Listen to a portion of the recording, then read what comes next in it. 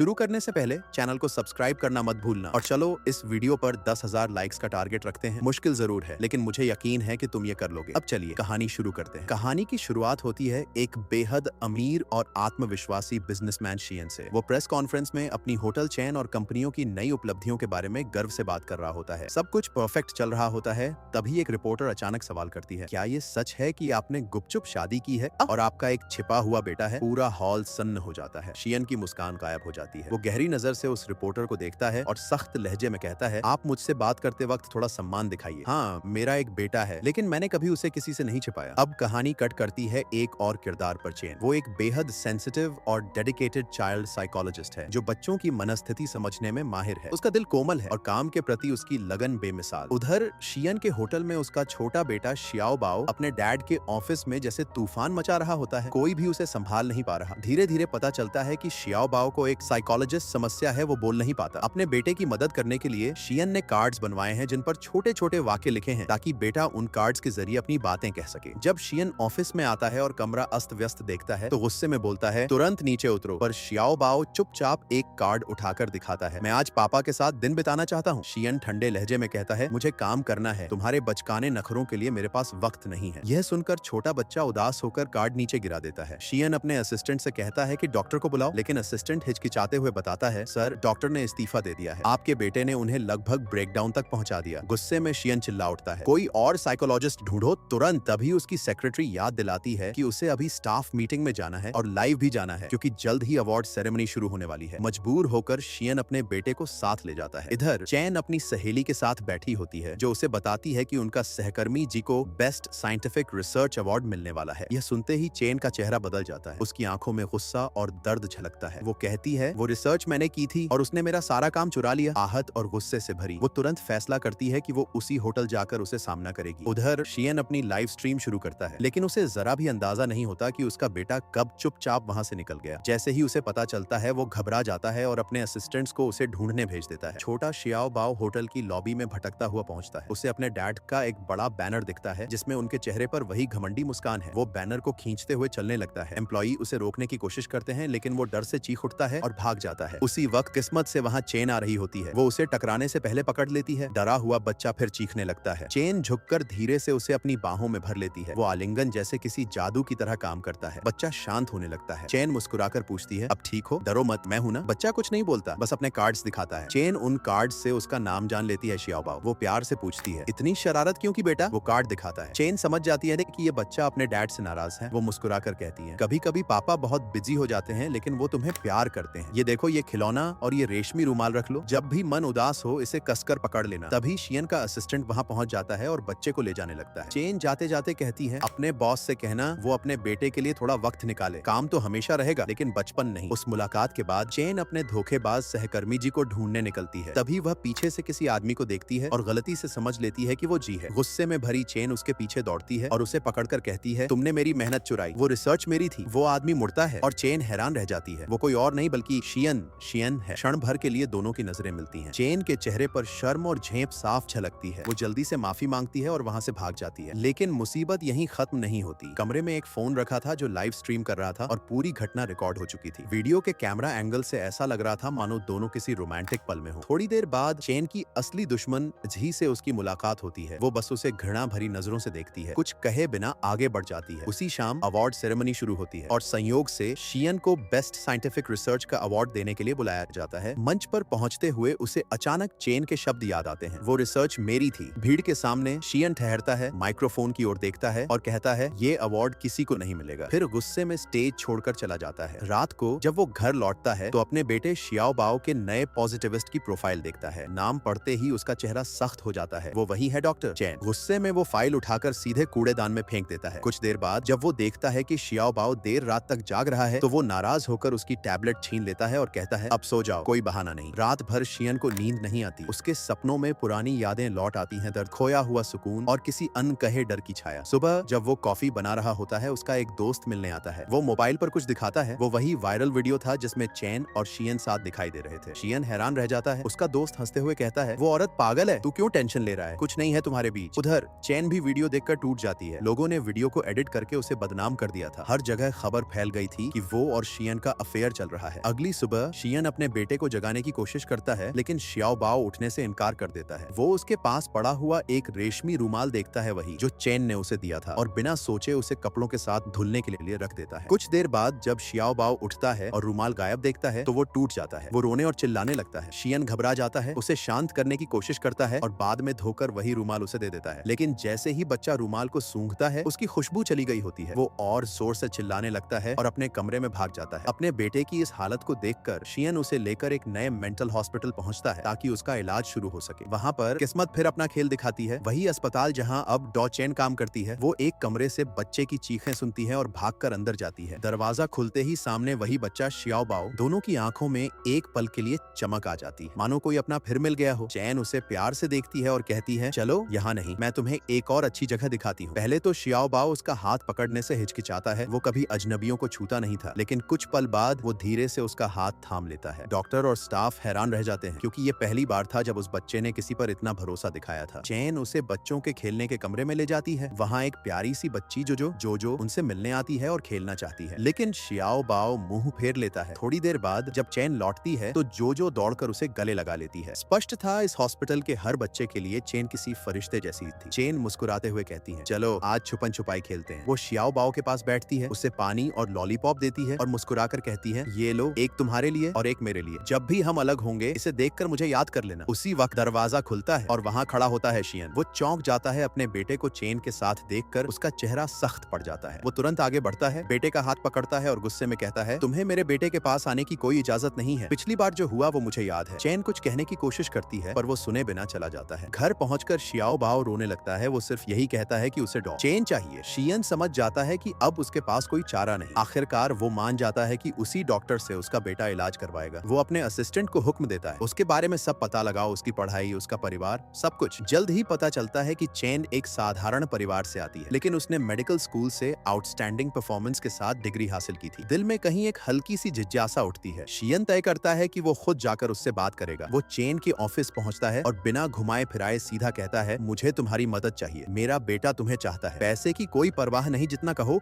उतना दूंगा। लेकिन चेन शांत स्वर में जवाब देती है, बच्चों का इलाज सौदेबाजी से नहीं होता मिस्टर शियन, अगर मैं इलाज करूंगी तो अपनी शर्तों पर। शियान अपनी ऑफिस से बाहर निकलने का नाम नहीं ले रही थी। शियान ने जब अपने दोस्त को ये सब बताया तो दोस्त ने कहा, अगर उसे मनाना है तो कुछ अलग करना पड़ेगा। उसके सुझाव पर शियान ने उसे ऑफिस में तोहफों की बारिश कर दी, लेकिन चैन पर उसका कोई असर नहीं पड़ा। वह अब भी उसकी मदद करने से इनकार कर देती है, क्योंकि पहले सियान ने उसे बुरा भला कहा था। तोहफे नाकाम हुए तो सियान ने प्लान बी अपनाया। वह अब हर जगह चेन के पीछे अपनी कार लेकर घूमने लगा। चेन को जब ये पता चला तो वह झुंझला गई। उसने अपनी बाइक उठाई और साइड की एक गली में घुस गई ताकि उससे पीछा छुड़ा सके, लेकिन वहाँ उसने देखा कुछ गुंडे एक लड़की को परेशान कर रहे हैं। बिना एक पल गनवाए चेन उनके बीच कूद पड़ी और उनसे भिड़ गई। तभी सियान भी वहाँ आ गया और उसने उन गुंडों की जमकर धुनाई कर दी। लड़ाई खत्म होते होते वह खुद घायल हो गया। चेन ने उसकी चोट देखी तो तुरंत अपना फर्स्ट एड किट निकाला और उसका जख्म साफ किया। उसी वक्त शियान ने फिर उससे कहा, प्लीज मेरी मदद करो, मेरा बेटा बहुत बुरे दौर से गुजर रहा है। चेन कुछ पल चुप रही, फिर बोली, ठीक है, मैं सोचूंगी। अगले दिन शियान अपने बेटे के साथ उसके पास गया और एक खूबसूरत केक लेकर आया। चेन का दिल पिघल गया। वह आखिरकार मान गई और बच्चे का इलाज जारी रखने के लिए तैयार हो गई। उसने बातचीत शुरू की बच्चे के जन्मदिन के बारे में, लेकिन जैसे ही उसने मानक्षु जन्मदिन शब्द कहा, बच्चा कांपने लगा और जमीन पर गिर गया। डरते हुए पापा ने उसे अपनी बाहों में भर लिया। चेन ने शियान से पूछा, आखिर हुआ क्या था? शियान की आंखें भर आईं। 5 साल पहले उसके जन्मदिन पर एक हादसा हुआ था। उसी दिन उसने बोलना छोड़ दिया। रात को जब शियान चेन को घर छोड़ने गया तो उसने उसके हाथ में एक ब्रेसलेट पहना दिया। चेन ने पूछा,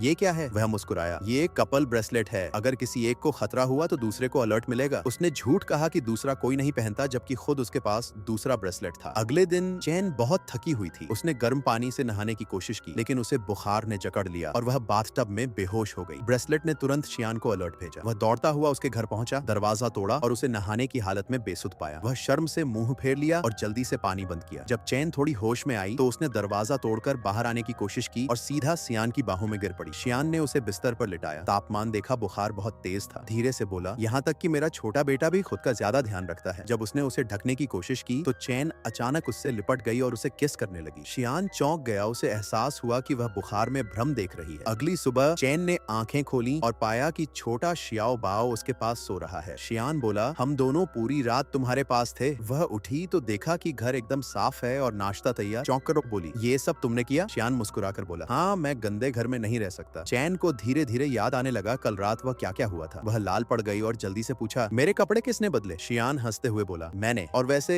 तुम लगभग 162 सेंटीमीटर लंबी हो, पेट और पैरों पर थोड़ा फैट है और तुम्हारा वजन रेज्यूमे में लिखे नंबर से 3 किलो ज्यादा है। चेन गुस्से में बोली, अगर तुमने मेरे वजह का जिक्र फिर किया तो मैं तुम्हें खत्म कर दूंगी। तभी शियाओ बाओ जागा। चेन मुस्कुराई, माफ करना बेटा, मैं तुम्हारे जन्मदिन का गिफ्ट नहीं ला पाई। बताओ क्या चाहिए? शियाओ बाओ ने अपने बोर्ड पर लिखा, मुझे चाहिए कि तुम मेरी मम्मी बनो। चेन की आंखें भर आईं। वह धीमे से उसके हाथों को थामते हुए कहती है, अगर तुम मुझे माँ कह दोगे तो मैं हमेशा के लिए तुम्हारी माँ बन जाऊंगी। लेकिन शियाओ बाओ सिर हिलाकर मना कर देता है। वह अब भी बोलने से डरता है। शियान बीच में बोल उठता है, छोड़ो, यह बेकार है, मेरा बेटा कभी बोल नहीं पाएगा। उसके स्वर में दर्द और निराशा दोनों झलकते हैं। चेन उसकी ओर देखती है पर कुछ नहीं कहती। बस उसकी आंखों में एक यकीन है कि एक दिन यह बच्चा जरूर बोलेगा। बाद में जब वे घर से निकलते हैं, चेन सियान से कहती है, क्या तुम मुझे रास्ते में छोड़ दोगे? वह सिर हिलाता है, नहीं, तुम अभी बीमार हो, आराम करो। चेन मुस्कुराकर कहती है, मैं ठीक हूँ, जिद मत करो। अगले दिन वे दोनों शियाओ बाओ को बाहर घुमाने ले जाते हैं। रास्ते में शियाओ बाओ को याद आता है कि उसने अपने पापा के दोस्त बिंगो से कहा था वह चाहता है कि चेन उसकी माँ बने। बिंगो ने हंसते हुए कहा था, अगर ऐसा चाहते हो तो पहले तुम्हारे डैड और चेन को एक दूसरे के करीब लाना होगा। अब छोटा शियाओ बाओ उसी योजना पर काम कर रहा था। वह एक भूतिया घर वाली जगह पर सबको ले जाता है और फिर जानबूझकर उन्हें अंदर अकेला छोड़ देता है। लेकिन उसका प्लान उल्टा पड़ जाता है। चेन पूरे समय डर के मारे चीखती रहती है। वह सियान का हाथ कसकर पकड़ लेती है और सियान हंसी रोक नहीं पाता। फिर भी उसके दिल में चेन के लिए एक नया एहसास जगने लगता है। बाहर निकलते ही शियाओ बाओ अपने दोस्त बिंगो को मैसेज करता है, प्लान फेल हो गया। थोड़ी देर बाद जब वे पार्क की ओर जा रहे होते हैं, अचानक शियाओ बाओ कहीं गायब हो जाता है। चेन और सियान दोनों बुरी तरह घबरा जाते हैं। वह हर जगह उसका नाम पुकारती है, आंखों से आंसू बहते हैं। शियाओ बाओ, बेटा कहाँ हो तुम? सियान भी घबराकर इधर उधर दौड़ता है। उसी वक्त बिंगो का मैसेज आता है, फिक्र मत करो, शियाओ मेरे साथ है, वो ठीक है। दोनों राहत की सांस लेते ही हैं कि तभी चेन की नजर झील की ओर जाती है। वहाँ पानी में शियाओ बाओ की टोपी तैर रही होती है। उसका चेहरा पीला पड़ जाता है, दिल की धड़कनें तेज हो जाती हैं। वह बिना कुछ सोचे समझे झील में कूद पड़ती है। शियाओ बाओ, शियान उसे बचाने के लिए पानी में कूद पड़ता है। वो उसे बाहर खींच लाता है और उसे शांत करता है, ये कहते हुए कि शियाओ बाओ बिल्कुल ठीक है। जब वे वापस लौटते हैं तो पाते हैं कि उनकी कार गायब है, बस कैंपिंग का सामान वहीं पड़ा है। तभी शैन को एहसास होता है कि बिंगो ने उन्हें फंसाया है। उस रात शियन और शैन एक ही कटोरे में नूडल्स बांटकर खाते हैं। मजबूरी में एक साथ बैठते हैं, लेकिन उस खामोशी में कुछ अजीब सा है। शियान की नजर जब शैन की आंखों से टकराती है तो उसका दिल जोर जोर से धड़कने लगता है। घबराकर वो नजरें हटा लेता है। वो झुंझलाते हुए उसे डांट देता है, तुम्हें झील में यूं कूदना नहीं चाहिए था, तुम्हें फिर से बुखार हो सकता था। चेन धीमे से कहती है, मैं बच्चों की साइकोलॉजिस्ट हूँ, जब कोई बच्चा मेरी जिम्मेदारी बन जाता है तो उसकी हर तकलीफ मेरी अपनी लगती है। शियाओ मुझ पर भरोसा करता है और जब उसने कहा कि वो चाहता है कि मैं उसकी माँ बनूं, वो झूठ नहीं था। बच्चे झूठ नहीं बोलते। वो हल्की मुस्कान के साथ आगे कहती है, लोग सोचते हैं कि हमारा काम बस बच्चों के साथ खेलना है, लेकिन सच्चाई इससे कहीं ज्यादा कठिन होती है। शियान थोड़ी देर चुप रहता है, फिर पूछता है, क्या तुम सच में शियाओ की माँ बनना चाहती हो? चेन हंसकर बात टाल देती है, नहीं, वो तो मैं मजाक कर रही थी। आखिर उसकी असली माँ तो जरूर कहीं होगी। पत्नी का जिक्र आते ही शियन का चेहरा उतर जाता है। वो अचानक बातचीत बंद कर देता है और दोनों वापस टेंट में लौट जाते हैं। अगले दिन चेन अपने अस्पताल जाती है और अचानक अपने पुराने प्रेमी जी से टकरा जाती है। वो उसे अनदेखा करने की कोशिश करती है पर वो रास्ता रोक लेता है। कैसी हो? वो ठंडी आवाज में जवाब देती है, मैं ठीक हूँ, जब तक तुम मुझसे दूर रहो। उसी वक्त जी की मंगेतर वहाँ पहुँचती है। वो घमंडी लहजे में कहती है, मेरे पापा जो अस्पताल के डायरेक्टर हैं, उन्होंने जी को चीफ फिजिशियन बना दिया है, आज रात की पार्टी में जरूर आना। चैन उसी शाम एक खूबसूरत ड्रेस खरीदती है और पार्टी में पहुंचती है। सब उसकी सादगी और गरिमा देखकर दंग रह जाते हैं। जी मंच पर जाकर अपना प्रमोशन स्वीकार करता है और भाषण देता है। तभी उसकी मंगेतर माइक पकड़ लेती है और सबके सामने चैन को अपमानित कर देती है। वो लीक हुआ वीडियो चला देती है जिसमें चैन और शियान साथ नजर आते हैं। सन्नाटा छा जाता है। उसी वक्त दरवाजे से शियान अपने बेटे के साथ अंदर आता है। वो मंच पर चढ़ता है, माइक पकड़ता है और पूरे आत्मविश्वास से कहता है, इस वीडियो का कोई मतलब नहीं, क्योंकि मैं चैन को अपनी प्रेमिका नहीं चाहता। सभी की सांसें थम जाती हैं। शियान एक पल ठहर कर आगे कहता है, मैं चैन को अपनी पत्नी बनाना चाहता हूँ। पूरा हॉल स्तब्ध रह जाता है। वो अपनी जेब से लाल रंग की शादी की अंगूठी निकालता है और सबके सामने चैन की उंगली में पहनाता है। घर लौटने के बाद चैन को याद आता है कि उसने शियान से पूछा था, तुमने सबके सामने प्रपोज क्यों किया? शियान ने शरारती मुस्कान के साथ जवाब दिया, बस ताकि जी और उसकी मंगेतर जल जाएं। चैन उसकी इस बेबाकी पर मुस्कुरा देती है, तुम वाकई कमाल के इंसान हो। वो हल्की सी मुस्कान के साथ उसे धन्यवाद कहती है। बाद में जब वो नहा रही होती है तो गलती से वेडिंग रिंग उसके हाथ से गिर जाती है। वो और उसकी सहेली राना बाथरूम में हर जगह खोजती हैं, पर रिंग कहीं नहीं मिलती। चैन के चेहरे पर चिंता साफ झलकती है। वो बड़बड़ाती है, वो रिंग बहुत महंगी थी, मैं उसे दोबारा नहीं खरीद सकती। अगली सुबह राना उसे झकझोर कर उठाती है, चैन उठो, सोशल मीडिया पर तुम और शियान छाए हुए हो। चैन घबरा जाती है। उसे अंदाजा भी नहीं था कि मामला इतना बढ़ जाएगा। वो जैसे ही अस्पताल पहुंचती है उसकी सांसें थम जाती हैं। पूरा अस्पताल उसकी ओर इशारा कर रहा है। ऊपर नजर उठाती है तो देखती है अस्पताल की दीवार पर बड़े बड़े अक्षरों में लिखा है, चैन। वो तुरंत शियान को अलग ले जाती है और गुस्से में कहती है, तुम्हें समझ में नहीं आता, ये सब गलत है। वो प्रपोजल नकली था। शियान की नजरें गंभीर हो जाती हैं। नकली नहीं। वो धीरे से कहता है, मैं सच में तुमसे शादी करना चाहता हूँ। चेन कुछ पल के लिए चुप रह जाती है, फिर ठंडे स्वर में बोलती है, अगर इस दुनिया में सिर्फ तुम ही आखिरी आदमी बचे होते तब भी मैं तुमसे शादी नहीं करती। उस रात एक बार में राना और बिंगो मिलते हैं, बिना जाने कि वो दोनों एक दूसरे के करीबी हैं। राना नोटिस करती है कि बिंगो लगातार औरतों से फ्लर्ट करने की कोशिश कर रहा है, लेकिन कोई भी उस पर ध्यान नहीं देती। वो मजे में उसके पास जाकर खड़ी हो जाती है। बिंगो हंसते हुए कहता है, तुम बहुत दिलचस्प हो। राना मुस्कुराकर कहती है, मुझे किसी से जुड़ना आसान नहीं लगता। बिंगो एक ड्रिंक ऑफर करता है, सावधान रहो, ये एक पैग तुम्हें पूरी तरह नशे में कर देगा। लेकिन किस्मत का खेल देखिए, खुद बिंगो नशे में धुत हो जाता है और राना उसे घर तक छोड़ने जाती है। अगले दिन चेन सड़क पर चल रही होती है जब वो देखती है कि एक बिल्ली पेड़ पर फंसी है। वो उसे बचाने के लिए ऊपर चढ़ जाती है, लेकिन उसका पैर फिसलता है। वो लगभग गिर ही पड़ती है कि पीछे से कोई उसे पकड़ लेता है। वो कोई और नहीं, उसका पुराना दोस्त न्यूरोलॉजिस्ट निंग जी है। वो मुस्कुराकर कहता है, तुम हमेशा मुसीबत में क्यों पड़ती हो? वो उसकी कलाई से गिरी हुई ब्रेसलेट उठाता है और वापस देता है। जैसे ही ब्रेसलेट टूटता है, शियान की मिलती जुलती ब्रेसलेट पर अलर्ट बज उठता है। वो तुरंत ट्रैकर से लोकेशन देखता है और वहां पहुंचता है जहां चैन और निंग साथ खड़े होते हैं। शियान गुस्से में निंग का हाथ पकड़कर कहता है, चैन मेरी मंगेतर है और हम बहुत जल्द शादी करने वाले हैं। निंग कुछ बोल नहीं पाता। अगले दिन अस्पताल में चेन देखती है कि उसकी नेम बोर्ड दीवार से हटा दी गई है, लेकिन तभी वो देखती है कि शियान नर्सों को डांट रहा है जो उसके बारे में गलत बातें कर रही थी। उसके लहजे में सच्ची चिंता और गुस्सा था। चेन का दिल धीरे धीरे पिघलने लगता है। शायद वो इतना बुरा भी नहीं है, वो सोचती है। घर लौटने पर वो चौंक जाती है। उसके डैड मॉम अचानक वहाँ मौजूद हैं। वो उसे डांटते हैं, तुमने हमें बताए बिना सगाई कैसे कर ली? चैन शांत स्वर में कहती है, वो सब बस दिखावा था, एक ड्रामा अपने एक्स को जलाने के लिए। उसके मॉम डैड निराश हो जाते हैं। हम तो चाहते थे कि तुम किसी अमीर बिजनेसमैन से शादी करो। वो कहते हैं कि वे कुछ दिन उसके साथ रहेंगे क्योंकि हमें तुम्हारी याद आ रही थी। अगले दिन शियन अस्पताल में आता है और संयोग से देखता है कि निंग अंदर जा रहा है। गुस्से में उसका पीछा करता है। तुम यहाँ क्या कर रहे हो? निंग शांत स्वर में कहता है, मैं वो बिल्ली वापस देने आया हूँ जो चेन ने पेड़ से बचाई थी। उसी समय चेन भी वहाँ पहुँचती है। वो शियान को देखकर चौंकती है, लेकिन उसे अनदेखा करती है और निंग से कहती है, डिनर मेरे साथ करोगे? निंग मुस्कुराकर कहता है, जरूर, लेकिन शियन आप भी चलिए। चेन तुरंत बोल पड़ती है, उन्हें ऐसे लोकल रेस्टोरेंट पसंद नहीं। रात में चेन और निंग साथ डिनर करते हैं, पर शियान पास वाली टेबल पर छुपकर बैठा होता है, उन्हें देखता हुआ। निंग पूछता है, तुम्हारे और शियान के बीच जो अफवाहें हैं क्या वो सच हैं? चेन मुस्कुराकर कहती है, नहीं, सब क्लियर हो गया है और सच कहूँ वो उतने बुरे नहीं जितना मैंने सोचा था। तभी रेस्टोरेंट मैनेजर घोषणा करता है, आज हमारी एनिवर्सरी है, जो भी जोड़ा म्यूजिक बंद होने से पहले एक दूसरे को गले लगाएगा उसे 50% डिस्काउंट मिलेगा। निंग मुस्कुराकर उठता है और चेन की ओर हाथ बढ़ाता है, पर तभी शियान झटके से उठकर उसे रोक लेता है। दोनों टकरा जाते हैं और गलती से एक दूसरे को गले लगा लेते हैं। मैनेजर खुश होकर चिल्लाता है, विनर्स 50% ऑफ। चेन हैरान होकर पूछती है, तुम यहाँ क्या कर रहे हो? शियन ठंडे चेहरे के साथ जवाब देता है, मैं तो बस डिनर करने आया था। अगले दिन शियान जिम में पसीना बहा रहा होता है। उसके दिमाग में बस एक ही तस्वीर घूमती रहती है, चेन और निंग साथ हंसते हुए। वो बेंच प्रेस करते हुए खुद से कहता है, मुझे ये सब क्यों परेशान कर रहा है? धीरे धीरे उसे एहसास होता है वो सच में चेन के प्यार में पड़ चुका है। ट्रेनिंग खत्म होने के बाद वो अपने बेटे शाओ बाओ को लेकर एक कैफे जाता है। तुम यहाँ रहो, मैं बस एक मीटिंग लेकर आता हूँ, वो मुस्कुराकर कहता है। संयोग से उसी कैफे में थोड़ी दूरी पर चेन की माँ बैठी होती है। जैसे ही शियान बाहर जाता है, वो पास आकर शाओ बाओ के सामने बैठ जाती हैं। प्यार से पूछती हैं, तुम्हारा नाम क्या है बेटे? शाओ बाओ मुस्कुराता है और एक कार्ड निकालकर दिखाता है जिस पर लिखा है कि वह बोल नहीं सकता। फिर वो अपना टैबलेट खोलता है और एक तस्वीर दिखाता है, चेन की माँ थोड़ी चौंक जाती है। ये तुम्हारी माँ है?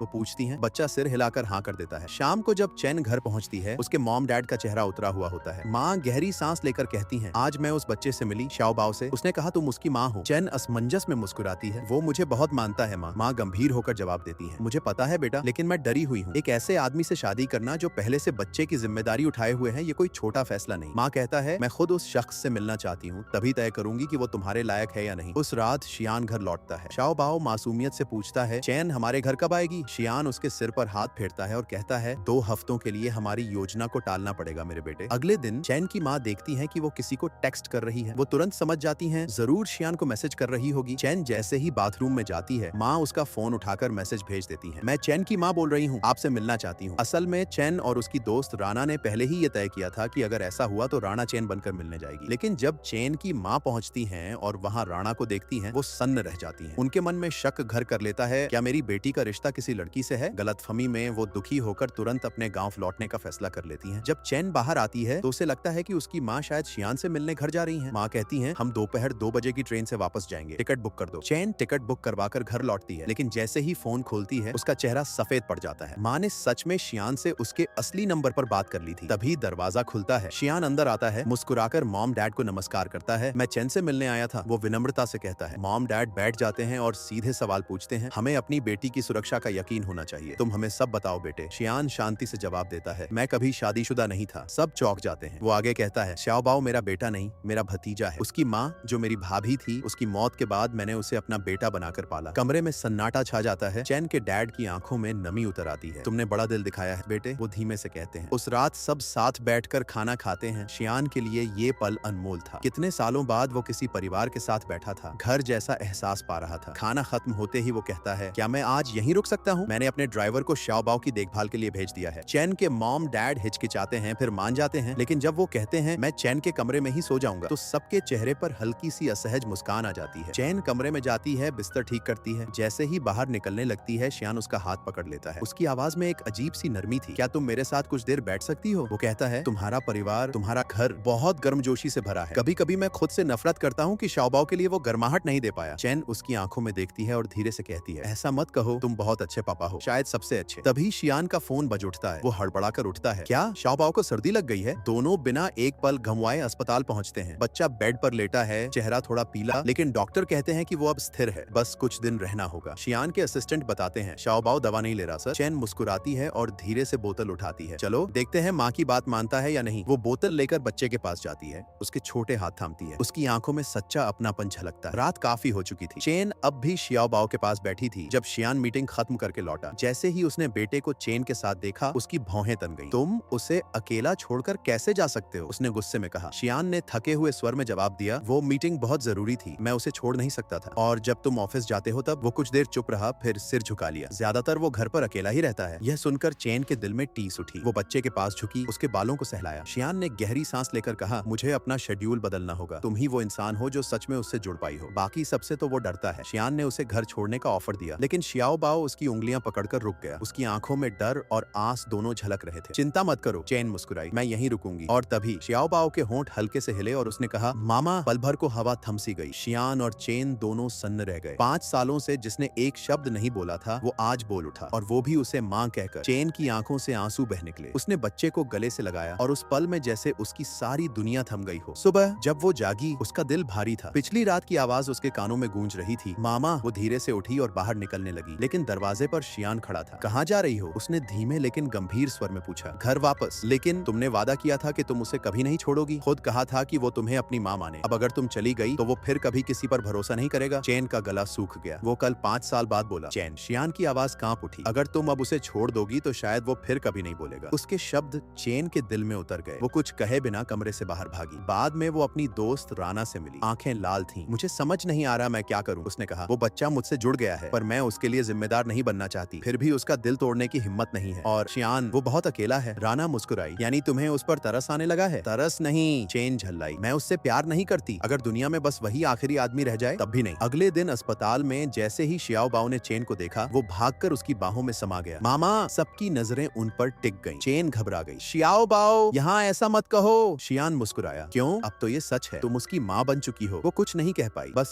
xiaobao की मासूम आंखों में देखा जिनमें भरोसा था, प्यार था और एक माँ की तलाश का अंत। उस पल चाहे उसने जुबान से कुछ न कहा हो, पर उसका दिल जान गया, अब वो इन दोनों से कभी पूरी तरह दूर नहीं जा पाएगी। xiaobao दोपहर की नींद से उठा तो चैन कहीं नजर नहीं आई। डर से उसकी छोटी छोटी उंगलियां अपनी बोर्ड को कसकर पकड़ ली। वो भागा, गलियारों में, कमरों में, हर जगह उसकी तलाश करता रहा। तभी एक हमउम्र लड़का आया और उसकी बोर्ड छीनने की कोशिश की। धक्का लगते ही xiaobao गिर गया। उस लड़के की माँ दौड़ी आई और बिना कुछ समझे xiaobao को डांटने लगी। क्या तुम्हारी माँ ने तुम्हें सिखाया नहीं कि चीजें छीनना गलत है? उसकी आवाज में इतनी कठोरता थी कि आसपास सब ठहर गए। और तभी चैन वहां पहुंची। उसकी आंखों में गुस्सा और दिल में माँ की ममता चल रही थी। वो औरत के सामने आकर बोली, बस उसकी गलती नहीं है, और अगर कोई कुछ कहना चाहता है तो मुझसे कहे, क्योंकि मैं इसकी माँ हूँ। उसका लहजा इतना दृढ़ था कि औरत एकदम चुप हो गई। चैन झुककर xiaobao को अपनी बाहों में उठा लाई। वो कांप रहा था। कमरे में पहुंचकर उसने अपने बोर्ड पर लिखा, जब तुम नहीं थी मैं डर गया था। चैन की आंखें भर आईं। उसने उसका माथा चूमा और कहा, माफ करना, मैं अब तुम्हें कभी अकेला नहीं छोड़ूंगी। फिर उसने लिखा, क्या तुम हमेशा मेरे पास रहोगी? चैन ने उसका हाथ थाम लिया, मुस्कुराई। हाँ, जब भी तुम्हें मेरी जरूरत होगी मैं रहूंगी। उधर अस्पताल के दूसरे हिस्से में राना, जो एडमिन में काम करती थी, कुछ डॉक्टरों को चैन के बारे में बुरा बोलते सुन लेती है। वो तमतमाकर आगे बढ़ती है और सबके सामने उन्हें उसी अंदाज में जवाब देती है कि पूरा स्टाफ सन्न रह जाता है। लेकिन अगले दिन उसे अपनी नौकरी से निकाल दिया जाता है। जब चैन को पता चलता है तो वो टूट जाती है। ये सब मेरी वजह से हुआ। राना मुस्कुराकर कहती है, पागल मत बनो, शायद ये किसी बेहतर शुरुआत का संकेत है। और सचमुच अगले दिन राना को एक बड़ी कंपनी से इंटरव्यू कॉल आता है। इंटरव्यू में जब वो पूछती है कि उसका नंबर कैसे मिला, तो बॉस मुस्कुराकर कहता है, डॉक्टर शियान ने सुझाया था। रात को वो चेन से कहती है, तुम बहुत खुशकिस्मत हो चेन, वो आदमी तुम्हारी जिंदगी आसान बना रहा है, चाहे तुम मानो या नहीं। अगली सुबह चेन अस्पताल पहुंचती है उसे शुक्रिया कहने के लिए, पर वहाँ अफरा तफरी मची थी। शियाओ बाओ गायब था। दोनों पागलों की तरह उसे ढूंढते हैं। चेन को अचानक ख्याल आता है वो मेरे अपार्टमेंट गया होगा। वे दौड़ते हुए वहाँ पहुंचते हैं और सचमुच वो वहीं था, दरवाजे के बाहर चुपचाप बैठा, बोर्ड को सीने से लगाए हुए। शियान गुस्से में चिल्ला उठता है, तुम्हें अंदाजा भी है हम कितने परेशान थे? बच्चा सिमट गया। चेन तुरंत उसके आगे आ गई। बस अब और नहीं। वो डर गया है। गुस्सा नहीं चाहिए उसे, सुकून चाहिए। वो झुकी और बच्चे को सीने से लगा लिया। देखो पापा तुम्हें डांट नहीं रहे, वो बस तुम्हारी चिंता में परेशान है। शियान कुछ नहीं बोला, बस चुपचाप खड़ा रह गया। अंदर जाकर चेन ने लंच बनाने की ठानी। शियान ने मजाक उड़ाते हुए कहा, पता नहीं तुम कुछ ठीक बना भी पाओगी या नहीं। चेन मुस्कुराई, देख लेना। दोनों ने एक ही डिश बनाई। शियाओ बाओ ने दोनों चखी और मुस्कुराकर कहा, मामा वाली बेस्ट है। शियान ने हैरान होकर कहा, मैंने तो सब नाप तौल कर बनाया था। चेन हंस पड़ी, कभी कभी स्वाद नाप से नहीं प्यार से आता है, और बच्चों को जो मसाले पसंद नहीं वो मैंने डाले ही नहीं। उस रात जब वो दोनों कार तक पहुंचे, चेन बोली, अगर तुम्हें ठीक लगे तो मैं आज तुम्हारे घर चलूं, शियाओ बाओ के लिए। शियान ने सिर हिलाया, हाँ उसे तुम्हारी जरूरत है। कार में माहौल थोड़ा भारी था। चेन ने झिझकते हुए पूछा, तुम्हें कैसे पता चला कि मैंने वो शादी की रिंग खो दी थी? वो मुस्कुराया, जब तुमने उसकी कीमत पूछी थी तभी समझ गया। फिर उसने जेब से 2 कॉन्ट्रैक्ट निकाले। यह रहा कॉन्ट्रैक्ट। चैन ने पढ़ा, या तो वो 3 मिलियन चुका दे या फिर शियाओ बाओ की मां बनकर शियान की पत्नी की तरह उसके घर में रहे जब तक लड़का पूरी तरह ठीक न हो जाए। वो हैरान रह गई। ये कितने दिन चलेगा? उसने पूछा। शियान ने उसकी आंखों में झांकते हुए कहा, जब तक हम में से कोई मर न जाए या किसी को अपना सच्चा साथी न मिल जाए। उस रात जब वो राना को सब बताती है, उसकी आंखें भर आती हैं। माफ करना, मुझे अब तुम्हारे साथ नहीं रहना होगा। राना ने उसका हाथ पकड़ा। जाओ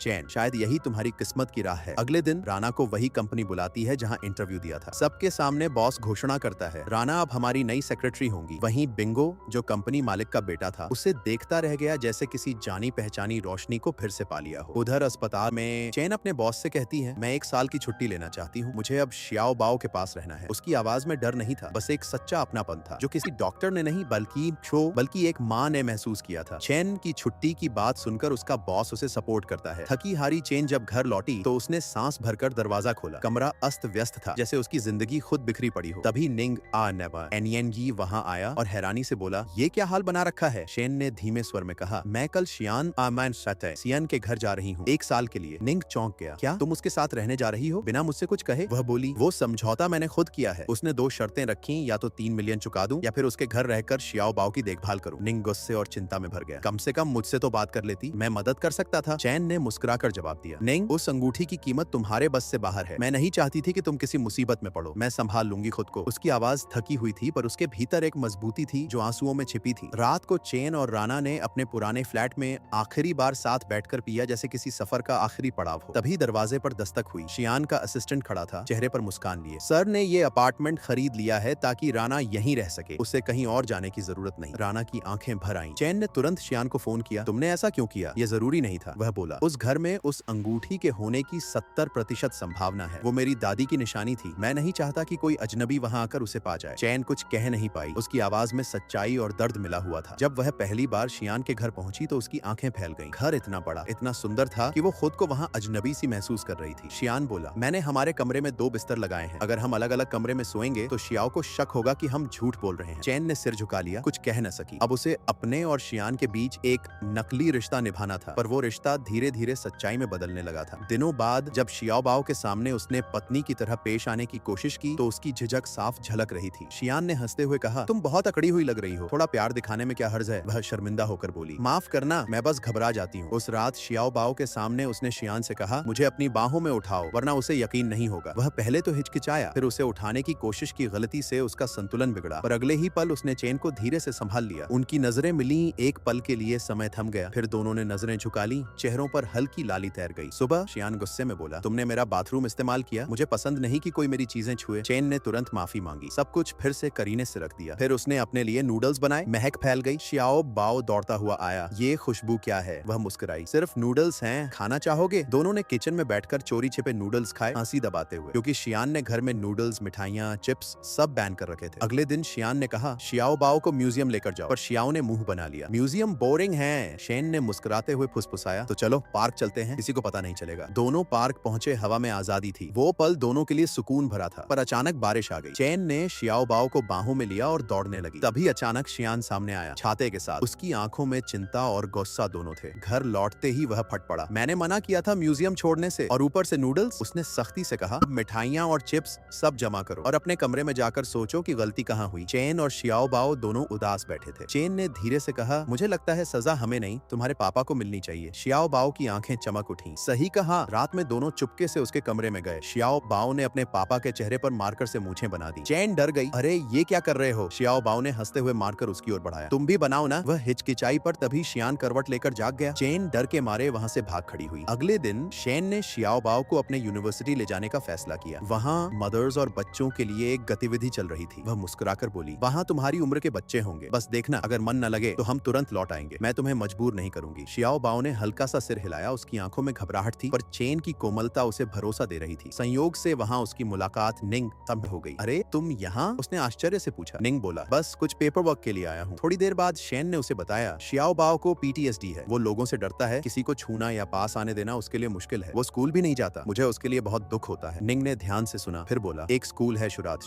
वहाँ ऐसे ही बच्चों के लिए ट्रेन किए गए टीचर हैं जो बच्चों की मनोविज्ञान को समझते हैं। शायद यह उसके लिए बेहतर जगह होगी। चैन की आंखों में उम्मीद की एक हल्की सी चमक आ गई। घर लौटकर उसने शियान से बात की। वो स्कूल बहुत अच्छा है, सारे टीचर चाइल्ड साइकोलॉजी में ट्रेन है। वो शियाओ बाओ की स्थिति को समझ पाएंगे। उसने शियाओ से कहा, अपने पापा को ये स्कूल दिखाओ ना। लेकिन शियाओ ने उल्टा अपने पापा को वो तस्वीर दिखाई जिसमें चेन निंग के साथ बैठी थी। शियान का चेहरा सख्त पड़ गया। तो तुम अब किसी और मर्द के साथ घूमती हो? लोग जानते हैं कि तुम मेरी पत्नी हो, भले ही दिखावे की ही सही। चैन हैरान रह गई। वो बस एक सहकर्मी है, तुम गलत समझ रहे हो। पर शियान की आवाज ठंडी थी। मुझे उस स्कूल पर भरोसा नहीं। मेरा बेटा अभी किसी के बीच जाने के लिए तैयार नहीं है। चैन ने संयम खोते हुए कहा, तुम उसे दुनिया से काट रहे हो, यही उसे और तोड़ देगा। उसे बच्चों से घुलना मिलना चाहिए, तभी वो ठीक होगा। शियान बोला, मैं उसका डैड हूँ, मुझे बेहतर पता है उसे क्या चाहिए। चैन ने पलट कर कहा, और मैं उसकी डॉक्टर हूँ, मैं जानती हूँ कि उसे क्या जरूरत है। कमरे में सन्नाटा छा गया। दोनों की नजरें भिड़ी। एक पिता का अहंकार, एक डॉक्टर की संवेदना। आखिरकार चैन ने टूटती आवाज में कहा, मैं अब तुम्हारे साथ काम नहीं कर सकती, इस कॉन्ट्रैक्ट को खत्म करो। वह बोला, तुम अपने कमरे में जाओ, मैं फैसला करूंगा कि आगे क्या होगा। पर चेन ने बैग उठाया। मुझे किसी फैसले का इंतजार नहीं, मैं अपने पुराने घर जा रही हूँ, थोड़ा सुकून लेने। शियान ने गुस्से में कहा, इसे एक हफ्ते की छुट्टी समझो और लौट आना, ये आदेश है। चेन उसकी ओर देखती रही। तुम्हारी दुनिया में हर चीज एक आदेश है ना? और दरवाजा बंद कर चली गई। रात को अपने पुराने कमरे में लौटकर उसने राहत की सांस ली, लेकिन खाली दीवारें भी उसे ताने दे रही थी। तभी वीडियो कॉल की घंटी बजी। शियाओ बाओ था। उसकी आंखें नम थीं, आवाज कांप रही थी। मम्मी, तुम वापस आओगी ना? चेन ने मुस्कुराकर कहा, मैं यही हूँ, तुम सो जाओ, मैं कॉल पर रहूंगी जब तक तुम नींद में न चले जाओ। उसने देखा बच्चे की पलकों पर नींद उतर रही थी और स्क्रीन के उस पार उसकी माँ का चेहरा जैसे कोई लोरी हो। इधर कंपनी में बिंगो ने राना को डिनर पर बुलाया। बस तुम्हें थोड़ा जानना चाहता हूँ। राना ने ठंडे लहजे में कहा, मैं किसी भी अजनबी के साथ डिनर नहीं करती, और चली गई। कोई उधर। अचानक शियाओ बाओ घर से भाग आया, सीधे चेन के घर। वह दरवाजा खोलते ही हक्की बक्की रह गई। शियाओ बाओ, तुम यहाँ कैसे? उसने तुरंत शियान को मैसेज किया, तुम्हारा बेटा मेरे पास है, वो सुरक्षित है। कुछ देर में शियान वहाँ आ गया, चेहरे पर चिंता और गुस्सा दोनों। उसके हाथ में कॉन्ट्रैक्ट था, अगर तुम इसे तोड़ोगी तो अंगूठी की कीमत चुकानी होगी। चेन ने ठंडे स्वर में कहा, मुझे निकाल दो, किसी और डॉक्टर को रख लो, मैं अब ये रिश्ता नहीं निभा सकती। वह सख्ती से बोला, मैं किसी को नहीं रखूंगा और मेरा बेटा अब घर चलेगा। लेकिन शियाओ बाओ ने उसका हाथ कसकर पकड़ लिया। मैं नहीं जाऊंगा, मैं यहीं रहूंगा। चेन ने कोमल आवाज में कहा, उसे रहने दो, बस आज के लिए। शियान ने गहरी सांस ली और धीमे से बोला, ठीक है,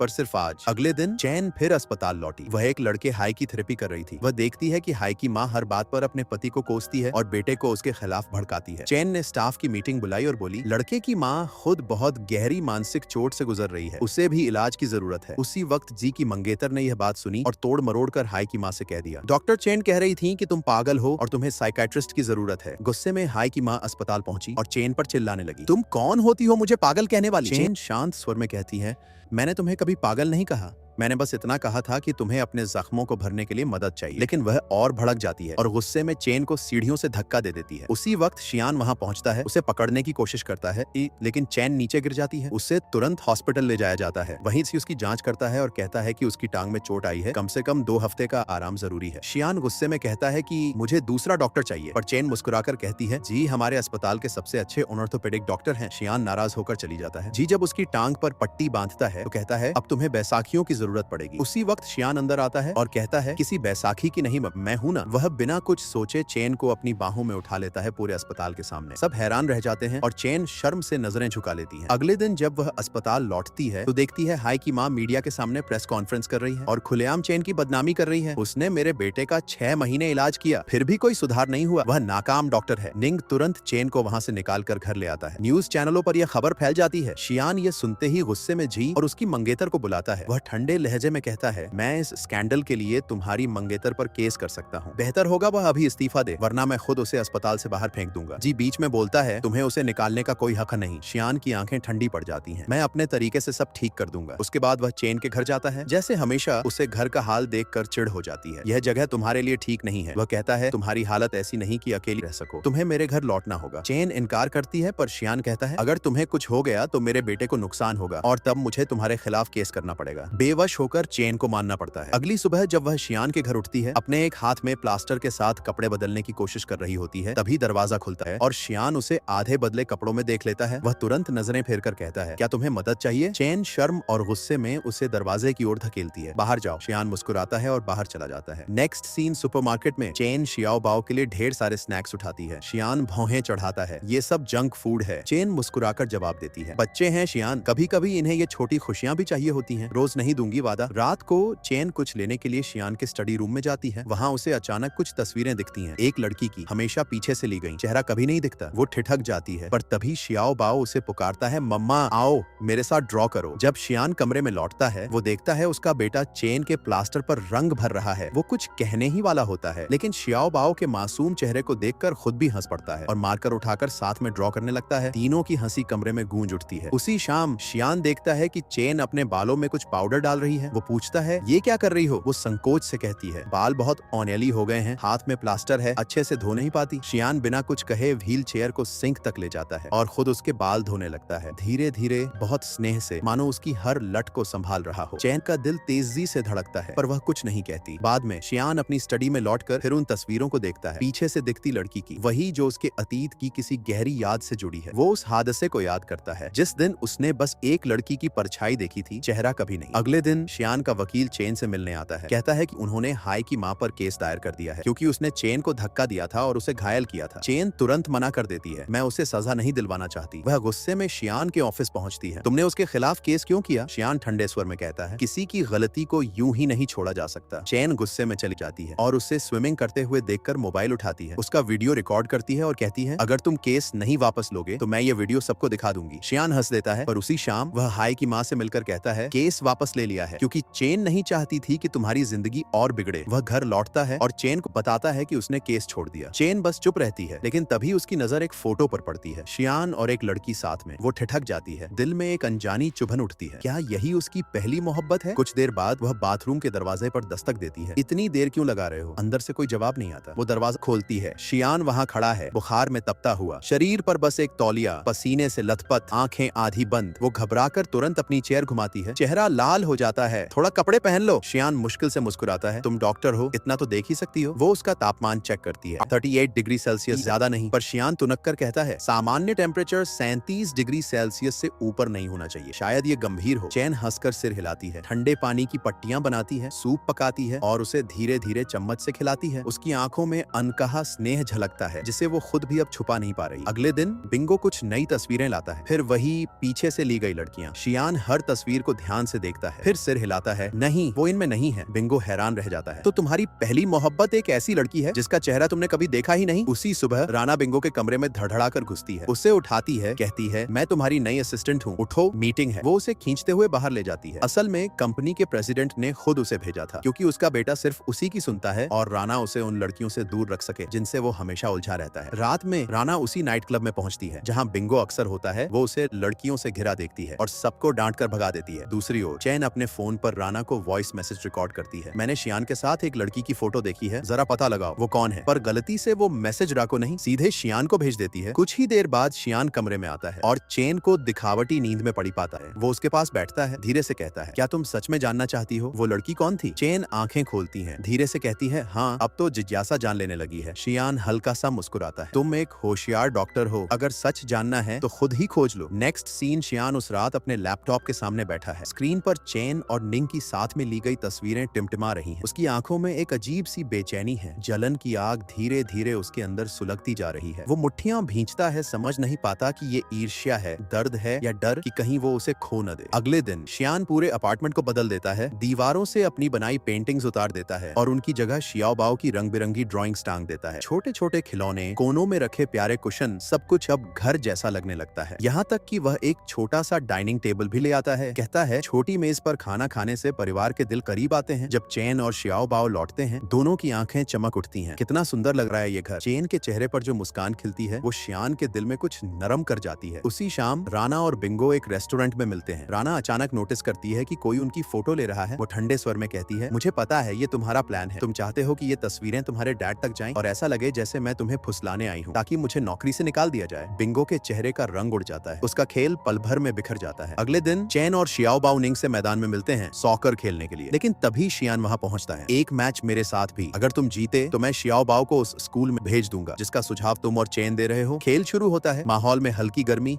हल्की हंसी। निंग जीत जाता है। चैन खुशी से उछल पड़ती है। इसका मतलब शियाओबाओ स्कूल जाएगा। वो पल उसके लिए किसी चमत्कार से कम नहीं था। अगली सुबह चैन प्यार से अपने बेटे का बैग तैयार करती है। शियान आता है और एक खास इमरजेंसी बैग दिखाता है। उसमें एक बटन है जिसे दबाते ही अलार्म जोर से बजने लगता है। वो कहता है अगर कभी डर लगे ये दबा देना। चैन उसका हाथ पकड़ती है, हल्के से कहती है, शियान ये सब जरूरत से ज्यादा है। तुम्हारा बेटा अब डर से नहीं भरोसे से जीना सीख रहा है। दोनों साथ में शियाओबाओ को स्कूल लेकर जाते हैं। वो स्कूल के दरवाजे पर घबराकर रुक जाता है। चैन मुस्कुराकर अपनी रुमाल उसे देती है। ये अपने पास रखना, इससे तुम्हें लगेगा मैं पास ही हूँ। वो रुमाल पकड़ लेता है जैसे किसी सुरक्षा का वादा हो। निंग भी वहाँ पहुँचता है और चैन के साथ दूर से उसे देखता है। शियाओबाओ बाकी बच्चों से घुलता नहीं तो चैन का दिल घबराता है, लेकिन निंग कहता है थोड़ा वक्त दो, वो सीख जाएगा। स्कूल के बाद वे घर लौटते हैं। चैन किचन में शियान के साथ मिलकर खाना बनाने लगती है। घर में एक सुकून सी महक फैल जाती है। तभी दरवाजा खुलता है। अंदर आती है आंटी है शियान की बुआ। शियान मुस्कुराकर कहता है, आंटी मिलिए, ये मेरी वाइफ चैन है। हमने हाल ही में शादी की है। चैन थोड़ा सकपका जाती है। रात को सब साथ बैठते हैं खाने पर। चैन प्यार से आंटी को परोसती है पर वो बिना कुछ कहे उठ जाती हैं और बाहर चली जाती हैं। बाहर वो एक कार में बैठती हैं। अंदर पहले से एक अजनबी आदमी बैठा है। वो धीरे से कहती हैं, शियान की शादी झूठी है। चैन सिर्फ उसके बेटे का इलाज करने के लिए रह रही है। लेकिन शियान वाकई उस औरत से मोहब्बत करने लगा है, बहुत ज्यादा। आवाज ठंडी हो जाती है। लेकिन उसे लिन से शादी करनी ही होगी। मैं इस चैन को ज्यादा दिन यहाँ नहीं रहने दूंगी। अगले दिन शियान कहता है, कंपनी की एनिवर्सरी है, तुम मेरे साथ चलो। चैन इनकार कर देती है, मुझे वहाँ अच्छा नहीं लगेगा, लोग बातें करेंगे, मुझे हीन महसूस होगा। और हाई हील्स पहनकर चलना, वो भी इस चोट के साथ। शियान मुस्कुराकर चिढ़ाता है, या फिर तुम बस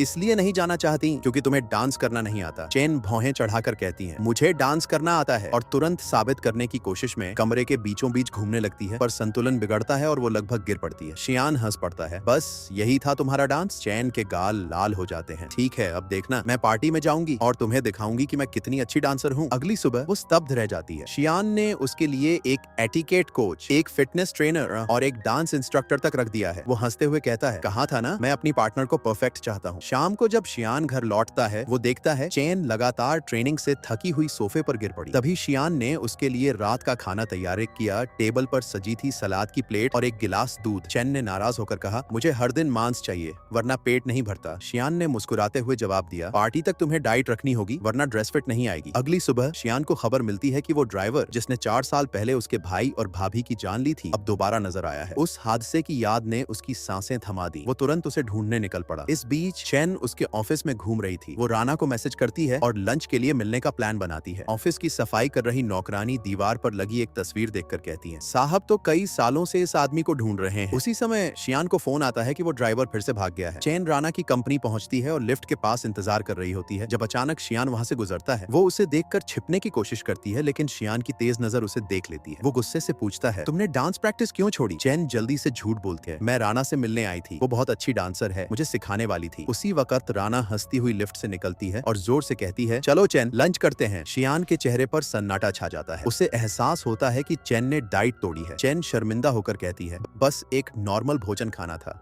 मैं वादा करती हूँ आगे से पूरा ध्यान रखूंगी। पर शियान बिना कुछ कहे गुस्से में चला जाता है। बाद में बिंगो चैन को बताता है कि शियान उस दिन इसलिए परेशान था क्योंकि वो ड्राइवर फिर भाग गया। वो धीरे धीरे हादसे की पूरी कहानी सुनाता है। सकती हूँ। 5 साल पहले शेन का भाई, उसकी पत्नी और छोटा शाओबाओ गाड़ी में थे। ड्राइवर ने जानबूझकर एक्सीडेंट किया। भाई भाभी दोनों मर गए, सिर्फ शाओबाओ बच गया। चेन की आंखों में आंसू भर आते हैं। बिंगो आगे बताता है, जब शियान को यह खबर मिली वो बुरी तरह टूट गया। गाड़ी चलाते हुए खुद का एक्सीडेंट कर बैठा और 6 हफ्ते तक कोमा में रहा। फिर जब होश आया, कंपनी तबाह होने के कगार पर थी। उसी ने सब संभाला। तब से वो बाहर से सख्त दिखता है, लेकिन अंदर से अब भी टूटा हुआ है। चैन धीरे से कहती है, वो ठंडा नहीं है, बस बहुत कुछ झेल चुका है। उस रात चैन दोस्तों के साथ डिनर पर गई, पर कुछ खा ना पाई। सारा समय उसके जहन में शियान का दर्द घूमता रहा। घर लौटकर उसने अपने सीक्रेट स्नैक्स का स्टॉक दिखाते हुए मुस्कुराकर कहा, वादा करती हूँ पार्टी तक इनमें हाथ नहीं लगाऊंगी। शियान ने नरमी से मुस्कुराकर कहा, मैं कभी तुम्हें तुम्हारी मर्जी के खिलाफ कुछ नहीं करवाऊंगा। अगले दिन शियान चैन को डांस प्रैक्टिस करते देखता है। वो कदमों में उलझी हुई थी। वो धीरे से आगे बढ़कर उसके हाथ पकड़ लेता है। ऐसे, अब घूमो। उसके स्पर्श से चैन के गाल लाल पड़ जाते हैं। वो हौले से कहती है, मुझे फ्री स्टाइल ज्यादा पसंद है। सॉन्ग चलने लगता है। चैन अपनी लय में झूमती है, बेफिक्र, आजाद और दिल से। शियान बस उसे देखता रह जाता है, जैसे वो हर घड़ी उसकी जिंदगी की धुन बन गई हो। कुछ दिन बाद चैन, शियान और छोटा शाओबाओ पार्टी में पहुंचते हैं। चैन सुनहरी ड्रेस में दमक रही थी, इतनी खूबसूरत कि सबकी नजरें उसी पर ठहर गईं। शियान गर्व से उसका हाथ थामता है और धीरे से कहता है, आज तुम वाकई कमाल लग रही हो। पार्टी में सबके सामने चैन और शियान एक साथ डांस रहे थे। दोनों के कदमों की लय, दोनों की मुस्कान, जैसे पूरी दुनिया थम गई हो। छोटा शाओबाओ दूर खड़ा होकर अपने मम्मी पापा को देख रहा था। उसकी आंखों में चमक और खुशी झलक रही थी। डांस खत्म होने पर शियान धीरे से झुकता है और प्यार से चैन के पैरों से दर्द देने वाली हील उतार देता है। फिर उसके पैरों में आरामदायक स्नीकर्स पहनाता है। मुस्कुराते हुए कहता है, मेरे पास तुम्हारे लिए एक सरप्राइजेस है। वह चैन का पसंदीदा गाना चलाता है और दोनों फिर से नाचने लगते हैं, इस बार बिना किसी दिखावे, बिना किसी नियम के,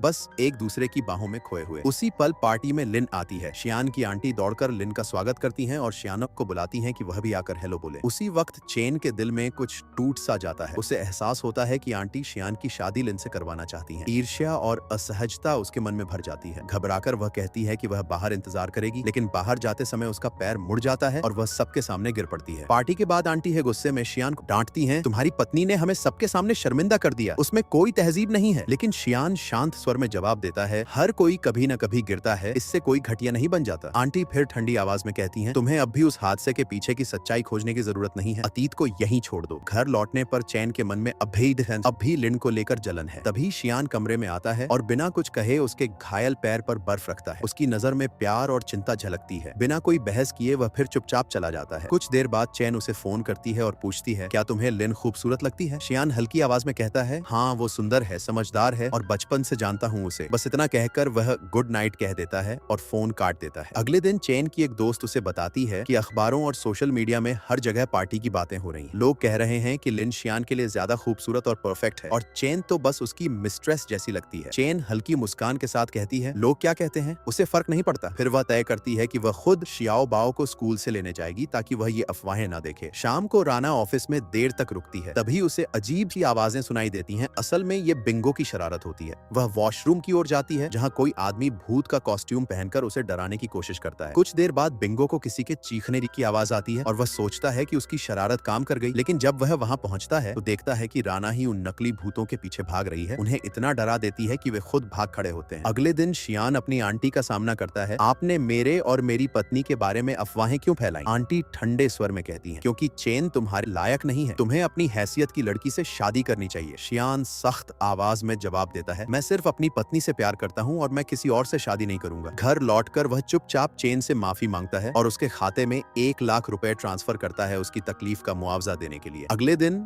शियान, चैन और शाओबाओ सब एक साथ बाहर निकलते हैं मुस्कुराते हुए, एक खुशहाल परिवार की तरह। कैमरे और मीडिया सब उन्हें देखते हैं और वे दुनिया को दिखाना चाहते हैं कि अफवाहें उन्हें तोड़ नहीं सकती। लेकिन जल्द ही शियान को पता चलता है कि कंपनी में एक नई मार्केटिंग एक्सपर्ट जुड़ने वाली है और जब वह उसे देखने जाता है तो हैरान रह जाता है। वो लिन होती है। लिन मुस्कुराते हुए कहती है, मैं अब आपकी कंपनी में नई मार्केटिंग स्ट्रेटेजिस्ट हूँ और आपका स्मार्ट ब्रेसलेट प्रमोट करूंगी, वही ब्रेसलेट जो चैन रोज पहनती है। लिन अपने नए आइडियाज बताती है, बिक्री बढ़ाने के तरीके समझाती है। शियान उसके सोचने के तरीके से प्रभावित होता है और उसके साथ काम करने लगता है। राना जब ऑफिस पहुंचती है तो देखती है कि शियान और लिन साथ बैठे हैं। वह सचिव से पूछती है, ये महिला कौन है? सचिव बताती है, ये नई मार्केटिंग एक्सपर्ट है जो यूरोप और अमेरिका के लिए प्रोडक्ट प्रमोशन संभालेंगी। राना के दिल में बेचैनी उतर जाती है। वह तुरंत चैन से मिलने जाती है और कहती है, लिन अब शियान के साथ काम कर रही 2023 है, सावधान रहना, वो जरूर तुम्हें उससे दूर करने की कोशिश करेगी। चैन घर लौटती है, उसके चेहरे पर दर्द, असुरक्षा और डर सब साफ झलकता है। रात में अकेली बैठी चैन गुस्से और दुख से भरी हुई थी। उसने सोफे पर रखे तकिए पर शियान की तस्वीर रखी और उस पर चिल्लाने लगी, तुम्हें क्या लगता है मैं कुछ महसूस नहीं करती? उसकी आंखों से आंसू बह रहे थे, पर अंदर से वह जानती थी वह उससे प्यार करने लगी है और अब ये प्यार ही उसे अंदर से खा रहा था, जलन और तन्हाई के साथ। थोड़ी देर बाद वह खुद को संभालती है और शियाओ बाओ से पूछती है, वीकेंड पर तुम कहाँ जाना चाहते हो? शियाओ बाओ अपने छोटे से बोर्ड पर लिखता है, पापा के ऑफिस। अगले दिन चेन उसे लेकर शियान की कंपनी पहुंचती है। शियान उन्हें देखकर हैरान रह जाता है, तुम लोग यहाँ क्या कर रहे हो? चेन मुस्कुराकर कहती है, शियाओ बाओ तुम्हें बहुत मिस कर रहा था, इसलिए उसे लेकर आई हूँ, और ये तुम्हारा पसंदीदा टूना सैंडविच भी बनाया है। तभी लिन अंदर आती है हाथ में खाना लिए हुए। वह तुरंत बोल पड़ती है, शियान ये सैंडविच मत खाना, आज जिस क्लाइंट से मीटिंग है उसे टूना की स्मेल से नफरत है। चेन के चेहरे पर झेम और चुप्पी छा जाती है। वह शियाओ बाओ का हाथ पकड़कर बाहर चली जाती है और उसे बैठाकर कहती है, मैं वॉशरूम जा रही हूँ, तुम यहीं रहना। लेकिन शियाओ बाओ को शक होता है कि लिन उसके पापा को बहकाने की कोशिश कर रही है। वह चुपके से ऑफिस में वापस जाता है और शरारत में लिन के जूस में एक खिलौना कीड़ा डाल देता है। लिन जैसे ही जूस उठाती है वह कीड़ा देखकर चीख पड़ती है और सारा जूस अपने ऊपर गिरा लेती है। शियान गुस्से में लाल हो जाता है और बेटे पर चिल्ला उठता है, ये क्या बदतमीजी है? तभी चेन भाग कर आती है और रोते हुए कहती है, वो बच्चा है, गलती हो गई, उस पर इतना गुस्सा मत करो। लेकिन शियान कहता है, तुमने ही उसे बिगाड़ दिया है, तुम्हें बच्चे संभालना नहीं आता। चेन की आंखों में आंसू आ जाते हैं। वह कांपती आवाज में कहती है, वो तुमसे मिलने आया था, तुम्हें देखने के लिए, और तुमने उसका दिल तोड़ दिया। वह गुस्से में शियाओ बाओ का हाथ पकड़ती है और चली जाती है सीधे अपने मायके। घर पहुंचते ही उसकी माँ समझ जाती है कि कुछ हुआ है। मुस्कुराकर कहती हैं, थोड़ा सब्र रखो बेटा, शाम तक वो खुद आकर माफी मांगेगा। चेन चुप रहती है पर उसकी आंखें बता रही थीं कि वह अब भी उम्मीद कर रही है कि शियान आएगा। उधर सड़क पर लिन की मुलाकात आकस्मिक रूप से निंग से होती है। बातचीत में पता चलता है कि पहले निंग वही डॉक्टर था जिससे लिन अपनी मानसिक बीमारी की दवाइयां लेती थी। लिन विनती करती है, प्लीज ये बात किसी को मत बताइए, कोई नहीं जानता कि मैं इलाज करवा रही थी। इधर जब शियान को पता चलता है कि चेन शियाओ बाओ को लेकर अपने मायके चली गई है तो वह पीछे जाने की बजाय उनके सारे सामान वहीं भेज देता है। यह देखकर चेन का दिल टूट जाता है। उसे लगा था वो आएगा, माफी मांगेगा, लेकिन उसने जैसे उसे और दूर धकेल दिया। तभी अचानक उसके डैड गिर पड़ते हैं। सब घबरा जाते हैं। उन्हें तुरंत अस्पताल ले जाया जाता है। डॉक्टर बताते हैं उन्हें एंडोकार्डाइटिस और आर्टेरियल ब्लॉकेज है, तुरंत सर्जरी करनी पड़ेगी, लेकिन रिस्क बहुत ज्यादा है। चेन की माँ रो पड़ती है और पूरा घर सन्नाटे में डूब जाता है। कुछ देर बाद राना आती है और चेन को गले लगाकर सांत्वना देती है। चेन कहती है, शियाओ बाओ को उसके पापा के पास वापस ले जाओ जब तक पापा ठीक नहीं हो जाते। जब शियाओ बाओ घर लौटता है तो शियान घबरा जाता है। क्या हुआ? बच्चा अपने बोर्ड पर लिखता है। राना ने कहा, नाना बीमार हैं, उन्हें ऑपरेशन चाहिए। ये सुनकर शियान बिना कुछ सोचे शियाओ बाओ को लेकर अस्पताल भागता है। चेन उसे देखकर रो पड़ती है। शियान उसके पास आता है, धीरे से उसके चेहरे से आंसू पोंछता है और कहता है, सब ठीक हो जाएगा, मैं हूं ना। वह कुछ फोन करता है और थोड़ी देर में बताता है, मैंने चीन के सबसे अच्छे मेडिकल टीम को बुला लिया है, तुम्हारे पापा की सर्जरी वही संभालेंगे। चेन की आंखों में कृतज्ञता भर आती है। दोनों अस्पताल के बाहर बेंच पर बैठते हैं। चुप्पी में भी उनके बीच बहुत कुछ कहा जा रहा होता है। चेन धीरे से पूछती है, तुम मेरे लिए इतना सब क्यों कर रहे हो? शियान उसकी आंखों में देखता है और कहता है, क्योंकि तुम मेरी पत्नी हो। चेन रुकती है, फिर धीरे से कहती है, सुना है तुम्हारा और लिन का कभी रिश्ता था। शियान गहरी सांस लेकर कहता है, वो रिश्ता कभी मेरा नहीं था, बस हमारे परिवार चाहते थे वही। शियान और चेन के बीच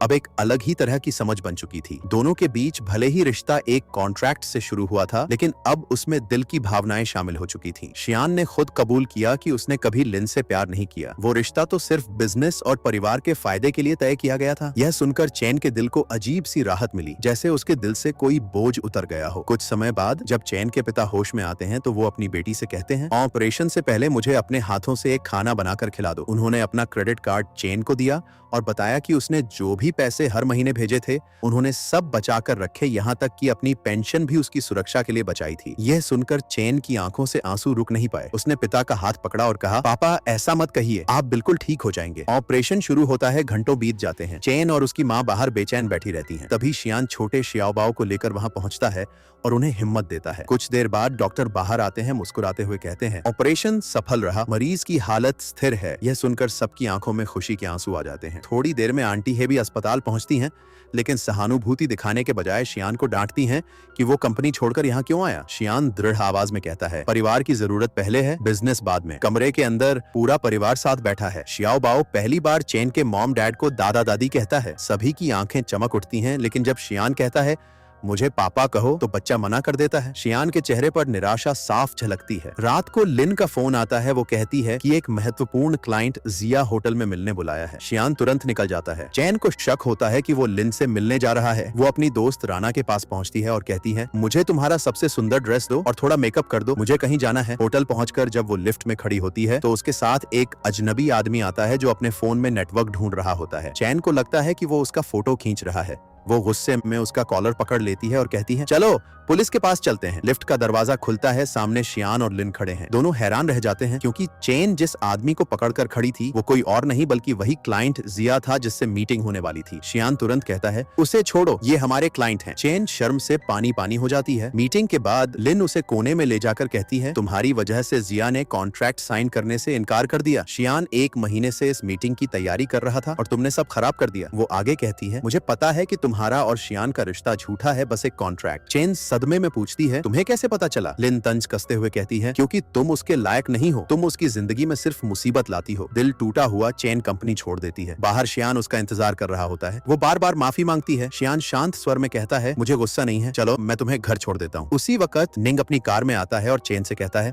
मेरे साथ चलो। चेन उसके साथ बैठ जाती है। रास्ते में वो कहती है, मेरा दिमाग अब नहीं चल रहा, मुझे एक ड्रिंक चाहिए। निंग उसे कैफे बार ले जाता है। वो बैठकर कहती है, मैं शियान से प्यार करती हूँ लेकिन मैं उसके लायक नहीं हूँ, मैं उसकी दुनिया की नहीं हूँ। निंग मुस्कुराता है और कहता है, चेन तुम्हें खुद की कीमत ही नहीं पता। इसी बीच बिंगो उन्हें साथ देखकर शियान को फोन कर देता है। कुछ ही मिनटों में शियान वहाँ पहुँचता है। वो चेन को देखकर बेचैन हो उठता है और कहता है, वापस मेरे साथ चलो। चेन की आंखों में चमक आ जाती है लेकिन तभी लिन का फोन बजता है। वो ठिठक जाती है और कहती है, अब इस कॉन्ट्रैक्ट को खत्म कर देते हैं। शियान हैरान होकर कहता है, पर अभी कॉन्ट्रैक्ट पूरा नहीं हुआ। चेन जवाब देती है, अब शियाओ बाओ खुद स्कूल जा सकता है, उसकी भाषा भी सुधर गई है, अब मुझे वहाँ रहने की कोई जरूरत नहीं। वो धीरे से कहती है, मैंने तुम्हें बहुत परेशान किया, अब और नहीं, और चली जाती है। चैन ने अब फैसला कर लिया था कि वो सब कुछ खत्म कर देगी। उसने वो अंगूठी जो कभी खो गई थी वापस लौटा दी और कहा, कुछ ही दिनों में शियाओ बाओ का स्कूल परफॉर्मेंस है, मैं बस आखिरी बार उसे उसके एक्ट के लिए तैयार कर दूंगी। उसकी आवाज में एक अजीब सी मजबूती थी लेकिन आंखों में दर्द साफ झलक रहा था। उधर उसी रात शियान की आंटी अपने असिस्टेंट से बात कर रही थी। उसने पूछा, क्या तुम्हें चेन के बारे में कुछ खास पता है? असिस्टेंट ने बताया, कॉलेज में चेन ने पहले सर्जरी में स्पेशलाइज करने का सोचा था लेकिन एक हादसे में एक छोटे बच्चे को बचाते वक्त घायल होने के बाद उसने अपना सब्जेक्ट बदलकर चाइल्ड साइकोलॉजी कर लिया। तब से उसने खुद को बच्चों की देखभाल में समर्पित कर दिया। अगले दिन शियान की मुलाकात क्लाइंट जिया से होती है जो पहले सौदा रद्द कर चुका था, लेकिन इस बार जिया मुस्कुराता है और कहता है, मैंने अपना फैसला बदल लिया है, मैं अब डील साइन करना चाहता हूँ। चेन से मेरी मुलाकात हुई थी, उसने मुझे यकीन दिलाया। शियान कुछ पल के लिए चुप रह जाता है, उसकी आंखों में गर्व और प्यार दोनों झलकते हैं। शाम को चेन फिर से शियाओ बाओ को उसके परफॉर्मेंस के लिए सिखाने आती है। थोड़ी देर बाद निंग भी वहाँ आता है। चेन मुस्कुराकर शियाओ बाओ से कहती है, डरो मत, परफॉर्मेंस के दौरान निंग अंकल तुम्हारे साथ रहेंगे। इसी दौरान गलती से शियाओ बाओ का वॉइस रिकॉर्डर नीचे गिर जाता है जिसमें रिकॉर्ड हो जाता है कि चेन निंग से कह रही है, मैं शियान से प्यार करती हूँ और जब यह सब खत्म होगा मैं टूट जाऊंगी। बाद में जब चेन को एहसास होता है कि उसका फोन गायब है, वो उसे लेने शियान के घर लौटती है। वहाँ पहुंचकर वो देखती है कि शियान वही रिकॉर्डिंग सुन रहा है उसकी अपनी आवाज में, आई लव यू। वो झटपट डिवाइस छीनने की कोशिश करती है लेकिन शियान उसका हाथ थाम लेता है। चेन का चेहरा शर्म से लाल हो जाता है और वो भाग जाती है। शियान वहीं खड़ा रह जाता है लेकिन उसके चेहरे पर मुस्कान है क्योंकि अब उसे यकीन हो गया है वो उससे सच में प्यार करती है। अगले दिन जब इवेंट की तैयारी चल रही होती है, शियान सीधे चेन से पूछता है, क्या तुम मुझसे प्यार करती हो? चेन झेंपते हुए कहती है, वो तो मजाक था, लेकिन शियान की आंखें सब कह देती हैं उसे सच्चाई मालूम है। रात को तीनों शियान, चेन और शियाओ बाओ होटल के कमरे में साथ होते हैं। चेन बच्चे को सुलाने के लिए वही लोरी गाती है जो वो हमेशा गाती आई है। दूसरी ओर आंटी हे फोन पर बात करते हुए चौंक जाती हैं। उन्हें आवाज पहचान में आती है, यही वो लोरी थी जो उस रात एक्सीडेंट के वक्त सुनाई दी थी। अब सच्चाई सामने आती है, उस रात चेन ने शियाओ बाओ को बचाया था, वही बच्चा जिसकी माँ उस हादसे में मारी गई थी। वो उसी वक्त शियान से फोन पर बात कर रही थी और एक्सीडेंट के बाद भी कॉल जुड़ा रहा। वो लोरी जो बच्चे को सांत्वना देने के लिए गा रही थी, शियान ने खुद सुनी थी। और हैरानी की बात यह थी, उस रात गाड़ी कोई और नहीं बल्कि खुद शियान चला रहा था। अगले दिन स्कूल परफॉर्मेंस होता है। तीनों एक प्यारा दिन साथ बिताते हैं। शाम को लिन फिर से शियान को घेर लेती है, अगर तुम मुझसे शादी कर लो तो तुम्हारी कंपनी का नाम और बढ़ जाएगा। शियान ठंडे लहजे में कहता है, मैं तुमसे कभी शादी नहीं करूंगा। लिन कहती है, तुमने तो चेन से सिर्फ इसलिए शादी की थी ताकि वो तुम्हारे बेटे की देखभाल करे। वो आगे कहती है, मुझे बच्चों से बहुत अच्छा रिश्ता बनाना आता है, शियाओ बाओ को मुझसे ज्यादा अपनापन महसूस होगा। वो चालाकी से शियाओ बाओ को मछली पकड़ने के लिए ले जाती है और अचानक पानी में गिरने का नाटक करती है। फिर बनिए बच्चे पर इल्जाम लगाती है कि उसने धक्का दिया। शियान गुस्से में उसे पानी से निकालता है और कहता है, अब बस, अब से मेरी जिंदगी से दूर रहो, मैं तुम्हारे साथ कभी काम नहीं करूंगा। वो वापस कमरे में लौटता है लेकिन चेन वहाँ नहीं होती। शियाओ बाओ कहता है, वो भी मछली पकड़ने गई है। शियान तुरंत दौड़ पड़ता है। जंगल में उसे चेन बेहोश मिलती है। पास में एक सांप पड़ा होता है। वो उसे तुरंत अस्पताल ले जाता है। डॉक्टर बताते हैं कि उसे सांप ने नहीं काटा, वो डर के कारण बेहोश हो गई थी। जब चेन होश में आती है तो धीमे स्वर में कहती है, अब सिर्फ 6 घंटे बाकी हैं हमारे कॉन्ट्रैक्ट के खत्म होने में। शियान गहरी सांस लेकर कहता है, ठीक है, अगर यही तुम्हारी इच्छा है तो मैं मानता हूँ। अगले दिन घर लौटकर चेन हैरान रह जाती है जब शियान फिर आता है। उसके हाथ में एक नया कॉन्ट्रैक्ट पेपर होता है। चेन थके हुए स्वर में कहती है, अब मैं कुछ भी साइन नहीं करूंगी। शियान मुस्कुराता है और कहता है, कम से कम एक बार पढ़ तो लो। वो खुद जोर से पढ़ता है, पार्टी ए शियान, पार्टी बी चैन। शियान चैन से सच्चा प्यार करता है और चाहता है कि ये रिश्ता हमेशा के लिए चले। यह कॉन्ट्रैक्ट कभी खत्म नहीं होगा। चैन की आंखें भर आती हैं, उसकी सांसें रुक सी जाती हैं, चेहरे पर मुस्कान और आंसू दोनों एक साथ बहने लगते हैं। वो आगे बढ़ती है और दोनों के बीच वो दूरी जो इतने समय से थी आखिरकार मिट जाती है। जैसे ही वो एक दूसरे के करीब आते हैं तभी बाहर से निंग की आवाज आती है, शियान नीचे आओ, मेरे पास 2 कॉन्सर्ट टिकट हैं। वो खुश होकर आया था आज अपने दिल की बात कहने, लेकिन दरवाजा खुलते ही वो देखता है चैन और शियान अब एक दूसरे के हैं। उसकी आंखों में सदमा, दर्द और खोया हुआ सपना झलकता है। चैन वापस शियान के घर आ गई। दोनों ने रात साथ बिताई, फिल्में देखते हुए, मुस्कुराते हुए, जैसे जिंदगी में अब कोई दर्द बाकी न हो। अगले दिन ऑफिस में लिन सीधी उसके केबिन में आकर बोली, मुझे तुमसे शादी करनी है, कंपनी के भले के लिए। लेकिन शियान ने बिना एक पल गंवाए जवाब दिया, मैं चैन से प्यार करता हूँ और किसी और से कभी नहीं कर सकता। लिन ने चैन का सामना किया। उसने कहा कि उसे पता है शियान और चैन की शादी झूठी है, मगर शियान ने खुद सबके सामने ऐलान कर दिया, अब हम दोनों सच में साथ हैं। अगले दिन शियान ने चैन को एक रोमांटिक डेट पर ले जाने का फैसला किया। वो उसे मछली पकड़ने ले गया। चैन को मछली पकड़नी नहीं आती थी। उसने बार बार कोशिश की और गलती से उसके ऊपर गिर पड़ी। कुछ पल के लिए दोनों एक दूसरे के बहुत करीब आ गए। उनकी आंखें एक दूसरे में खो गईं, जैसे वक्त वहीं ठहर गया हो। इधर लिन की माँ ने अपनी बेटी से पूछा, अब तुम शियान से कब शादी कर रही हो? लिन ने धीमी आवाज में कहा, वो किसी और से प्यार करता है, उसने तो मुझे कंपनी से भी निकाल दिया। माँ का चेहरा गुस्से से लाल हो गया। तुम्हारे डैड अब बूढ़े हैं, काम नहीं कर सकते, हमारा पूरा घर तुम्हारी शादी पर टिका है। अगर तुमने उससे शादी नहीं की तो हम बर्बाद हो जाएंगे। उसी रात शियान की आंटी ने चैन को एक रेस्टोरेंट में बुलाया। उसने कहा, श्याओ बाओ अब ठीक हो गया है, वो अब सामान्य रूप से बात करता है, तुम्हें अब हमारे साथ रहने की जरूरत नहीं। लेकिन चैन ने शांति से कहा, मैं और शियान अब आधिकारिक तौर पर साथ हैं और हम एक दूसरे से बहुत प्यार करते हैं। आंटी ने चेतावनी दी, तुम्हारा और उसका सामाजिक स्तर बहुत अलग है, ये रिश्ता तुम्हें सिर्फ दर्द देगा, बेहतर है अभी अलग हो जाओ। तभी शियान वहाँ पहुंचा। उसने अपनी आंटी से कहा, मैं चैन से प्यार करता हूँ, कोई भी हमें अलग नहीं कर सकता, प्लीज अब मेरे जीवन में दखल मत दीजिए। वो चैन का हाथ थामे उसे वहाँ से ले गया। बाद में लिन निंग के पास पहुंची। मुझे मेरी एंग्जाइटी की दवा चाहिए। निंग ने उसे सलाह दी, तुम्हें किसी साइकाइट्रिस्ट से मिलना चाहिए, तुम्हारी हालत बिगड़ रही है। लिन भड़क गई, मेरे मामलों में मत पड़ो, बस दवा दे दो। निंग ने कहा, ठीक है, लेकिन ये आखिरी बार है, अगली बार बिना इलाज के मैं कुछ नहीं दूंगा। उधर चैन ने शियान से कहा, मैं चाहती हूँ कि तुम्हारी आंटी मुझे पसंद करे, उन्हें क्या अच्छा लगता है? शियान ने बताया, उन्हें गोल्फ पसंद है। चैन ने ढेर सारी गोल्फ की किताबें खरीदी, हर दिन अभ्यास किया, यहाँ तक कि शियान से खेलना भी सीखा, बस इस उम्मीद में कि वो उसकी पसंद बन सके। एक दिन उसने सड़क पर आंटी हे को एक आदमी से झगड़ते देखा। उसे लगा वो आदमी उन्हें परेशान कर रहा है। वो दौड़कर उनके बीच में आ गई, लेकिन बाद में आंटी हे ने बताया, वो आदमी असल में उस हादसे की रात का ड्राइवर था। पिछले 5 साल से वो उसे ब्लैकमेल कर रहा था, पैसे मांगता था ताकि सच छिपा रहे। चैन ने डरते हुए पूछा, कौन सा सच? आंटी हे ने कांपती आवाज में कहा, उस रात कार शियान ही चला रहा था, वही हादसा जिसमें उसके भाई और भाभी की मौत हुई थी। हादसे के बाद उसकी याददाश्त चली गई, इसलिए मैंने सारा दोष ड्राइवर पर डाल दिया। अगर उसे सच्चाई पता चलती तो वो खुद को कभी माफ नहीं कर पाता। आंटी हे ने यह भी बताया, जिस बच्चे को तुमने उस रात बचाया था वो श्याओ बाओ ही था। चैन के पैर जैसे जमीन में धंस गए। वो समझ नहीं पा रही थी, क्या वो शियान से दूर चली जाए ताकि वो टूट न जाए, या उसके साथ रहे और